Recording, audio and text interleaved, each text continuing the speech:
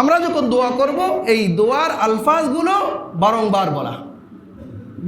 বিশেষ করে মানুষ তো সবসময় সব রকমের দোয়া করে না, কোনো সময় শুধু একটা বিষয়ে চাওয়ার দরকার হয়, ওইটাই আপনি বারবার বলেন। যেমন এখানে হাদিসে পাকের মধ্যে আসছে যে যখন বান্দা দোয়া করতেই থাকে লাগাতার, তো আল্লাহ তাআলা তার দোয়া কি করেন?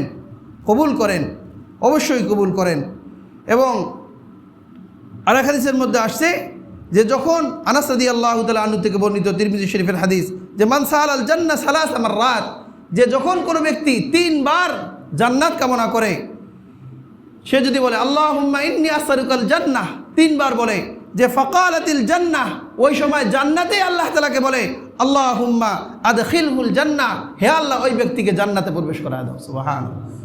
আমি 3 বার জান্নাত কামনা করছি, এবার সেই জান্নাতে আল্লাহর কাছে কামনা করবে তাকে আমার মধ্যে কি করাও? প্রবেশ করাও। যে ওমান ইস্তাজারা মিনান নার সালাসা মাররাত, নবীজি বলেন যে ব্যক্তি 3 বার জাহান্নাম থেকে পানা চায়, আল্লাহুম্মা আজিরনি মিনান নার, 3 বার আল্লাহ তাআলাকে বলে, ওই ফাকালাতিন নার, জাহান্নাম বলে আল্লাহুম্মা আজিরহু মিনান নার, হে আল্লাহ তাকে আমার থেকে মুক্তি দিয়ে দাও। সুবহানাল্লাহ। এজন্য দোয়ার মধ্যে আরেকটা আদব কি বলেন? ওই একই কথা কি বলা?